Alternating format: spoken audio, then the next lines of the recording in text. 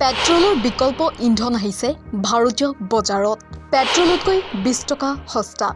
দেশত মুকলি হ'ল E85 ইন্ধন। হৰমুজ প্ৰণালীৰ ওপৰত ভাৰতৰ অতি নিৰ্ভৰশীলতা কমাবলৈ এই পদক্ষেপ কেন্দ্ৰ চৰকাৰৰ। কম খৰচ, কম প্ৰদূষণ। ভাৰতত আৰম্ভ হ'ব E85 ইন্ধনৰ যুগ। বিশ্ব বজাৰত খাৰুৱা তেলৰ ক্ৰমবৰ্ধমান মূল্যবৃদ্ধি আৰু গোলকীয় অস্থিৰতাৰ সময়ত দেশবাসীলৈ সকাহ দি কেন্দ্ৰীয় চৰকাৰে এক গুৰুত্বপূৰ্ণ পদক্ষেপ গ্ৰহণ কৰিছে। শুকুৰবাৰে 5 জুন তাৰিখে কেন্দ্ৰীয় পেট্ৰলিয়াম আৰু প্ৰাকৃতিক গেছ মন্ত্ৰী হৰদীপ সিং পুৰীয়ে আনুষ্ঠানিকভাৱে E85 বা E85 ইন্ধন মুকলি কৰে। এই নতুন ইন্ধনে পেট্ৰলৰ তুলনাত গ্ৰাহকৰ ধন ৰাহি কৰাই নহয়, বৰঞ্চ কাৰ্বন নিৰ্গমন হ্ৰাস কৰি পৰিৱেশ সুৰক্ষাৰ ক্ষেত্ৰতো এক বৃহৎ পৰিৱৰ্তন আনিব বুলি আশা কৰা হৈছে। বজাৰত ইতিমধ্যে উপলব্ধ E20 ইন্ধনৰ সফলতাৰ পিছত এতিয়া E85 মুকলি কৰা হৈছে। E85 ইন্ধনত 80 পৰা 85% ইথানল আৰু বাকী 14 পৰা 19% পেট্ৰল মিহলোৱা থাকে। দিল্লীত এই নতুন ইন্ধনৰ মূল্য প্ৰতি লিটাৰত 82.12 টকা নিৰ্ধাৰণ কৰা হৈছে, যিটো E20 পেট্ৰলৰ তুলনাত প্ৰায় 20 টকা সস্তা। ইথানল হৈছে কুঁহিয়াৰৰ ৰস, গোমধান আৰু ধানৰ তুঁহৰ দৰে জৈৱিক পদাৰ্থৰ পৰা প্ৰস্তুত কৰা এক প্ৰকাৰৰ জৈৱিক এলকহল, আৰু পেট্ৰলৰ লগতীয়াক মিহলোৱা প্ৰক্ৰিয়াকে ইথানল ব্লেণ্ডিং বুলি কোৱা হয়। এই নতুন ইন্ধনৰ ব্যৱহাৰে অৰ্থনৈতিক আৰু পাৰিপাৰ্শ্বিক দুয়ো দিশতে লাভান্বিত কৰিব।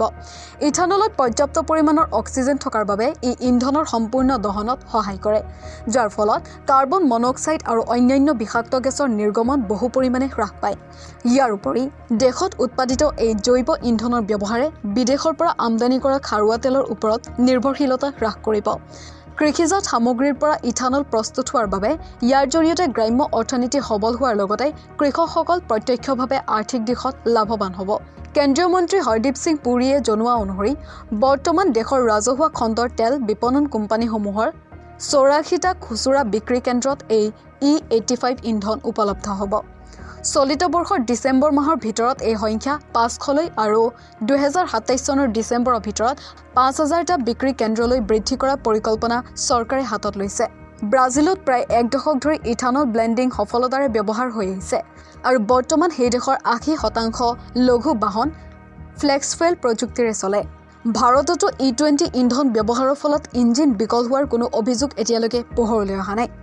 অৱশ্যে এই E85 ইন্ধন সকলো ধৰণৰ বাহনত ব্যৱহাৰ কৰিব পৰা নাযাব। এই ইন্ধন কেৱল ফ্লেক্স ফুৱেল প্ৰযুক্তিৰে নিৰ্মিত বিশেষ বাহনতহে ব্যৱহাৰ কৰিব পাৰিব। E20 ইন্ধনৰ বাবে নিৰ্মাণ কৰা বাহনত E85 ভৰালে ইঞ্জিনৰ কাৰ্যক্ষমতা হ্ৰাস পোৱাৰ লগতে ইন্ধন প্ৰণালীৰ ক্ষতি হোৱা আৰু জং লগাৰ দৰে দীৰ্ঘম্যাদী সমস্যাৰ সৃষ্টি হ'ব পাৰে। গ্ৰাহকৰ সুবিধাৰ্থে আৰু বিভ্ৰান্তি দূৰ কৰিবলৈ পেট্ৰল পাম্পসমূহত এই ইন্ধনৰ বাবে সুকীয়া ব্ৰেণ্ডিং আৰু লেবেলৰ ব্যৱস্থা কৰা হ'ব। ফ্লেক্স ফুৱেল বাহনসমূহত সাধাৰণ পেট্ৰল আৰু উচ্চ মাত্ৰাৰ ইথানল ব্লেণ্ড দুয়োটাই ব্যৱহাৰ কৰিব পাৰি, আৰু এনে বাহনত সেউজগৃহ গেছৰ নিৰ্গমন সাধাৰণ বাহনৰ তুলনাত প্ৰায় 61% কম হয়।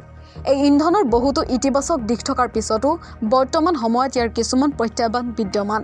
E85 ইন্ধনৰ আটাইতকৈ ডাঙৰ সীমাবদ্ধতাটো হ'ল যে ইয়াক সকলো বাহনতে ব্যৱহাৰ কৰিব নোৱাৰি, আৰু ইয়াৰ মাইলেজ সাধাৰণ পেট্ৰলৰ তুলনাত প্ৰায় 15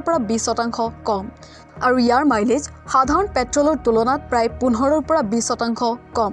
তথাপিও বায়ু প্ৰদূষণৰ দৰে গুৰুতৰ সমস্যাৰ সন্মুখীন হৈ থকা ভাৰতবৰ্ষৰ বাবে এই নতুন প্ৰযুক্তিয়ে পৰিৱেশ সুৰক্ষা আৰু বহনক্ষম অৰ্থনৈতিক উন্নয়নৰ দিশত এক শক্তিশালী ভেটি নিৰ্মাণ কৰিব বুলি চৰকাৰীভাৱে আশা প্ৰকাশ কৰা হৈছে। তদুপৰি হৰমুজ প্ৰণালীত বৰ্তমান দেখা দিয়া সংকটৰ পৰা মুক্তি পাবলৈ বৰ্তমান এই ব্যৱস্থাকেই শ্ৰেয় বুলি গণ্য কৰা হৈছে।